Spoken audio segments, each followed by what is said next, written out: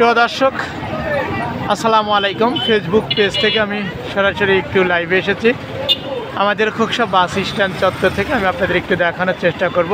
আপনারা জানেন যে পবিত্র ঈদুল আজহা উপলক্ষে ঢাকা থেকে যে সকল ভাইয়েরা পরিবার পরিজন নিয়ে ঈদ করতে গ্রামে এসেছিলেন, তারা কিন্তু ঠিক আবার তাদের যে কর্মস্থল সেই কর্মস্থলে ফিরে যাচ্ছেন। এমত অবস্থায় আমরা দেখেছি যে সারা দিন কিন্তু এভাবে পরিবহন থেকে শুরু করে লোকাল বাস, সিএনজি, অটো সমস্ত যানবাহনে তারা কিন্তু ঢাকার কর্মস্থলে আবার ছুটে চলেছেন। এছাড়া আমরা দেখেছি যে সকল ইজি বাইক রয়েছে সেটিতে পরিবার পরিজন নিয়ে তারা আত্মীয় স্বজনদের বাড়িতে ছুটাছুটি করছে এবং ঘোরাঘুরি করছে।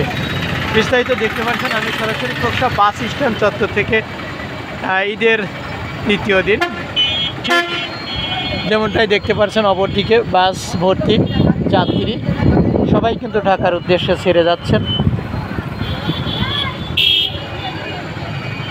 যারাই ঢাকার রাজধানী থেকে যারা গ্রামে এসেছিলেন ঈদ করতে, তারা কিন্তু তাদের কর্মস্থলে আবার ফিরে যাচ্ছেন।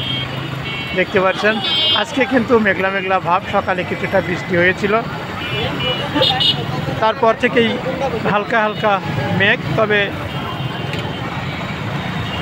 অনেকটা বাতাস হচ্ছে, এ কারণে মানুষের স্বস্তি ফিরে পেয়েছে। প্রচণ্ড যে গরম, সেই গরম কিন্তু নেই। সকালে কিছুটা বৃষ্টি হওয়ার পরেই কিন্তু আমরা দেখেছি যে বাতাস হচ্ছে, আর এই বাতাসে কিন্তু অনেকটাই মানুষ স্বাভাবিকভাবে চলাফেরা করতে পারছে। সরাসরি খোকসা বাস স্ট্যান্ড চত্বর থেকে বাস স্ট্যান্ডের যে সেটি আমি আপনাদের একটু দেখানোর জন্য চেষ্টা করছি।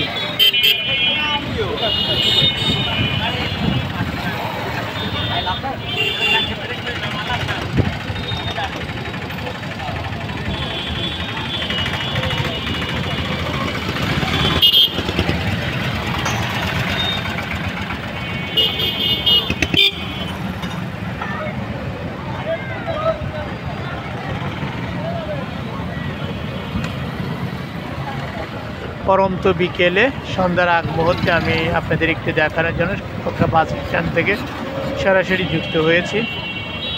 ইতিমধ্যে কিন্তু দেখেছেন ঢাকা থেকে যারা ঈদ করতে দেশে ফিরছিলেন, তারা কিন্তু আবার তাদের কর্মস্থল সেই ঢাকার উদ্দেশ্যে ছেড়ে যাচ্ছেন। এভাবে বাসের পর বাস যাত্রীরা আমরা দেখেছি যে তারা ঢাকার উদ্দেশ্যে ছেড়ে যাচ্ছেন।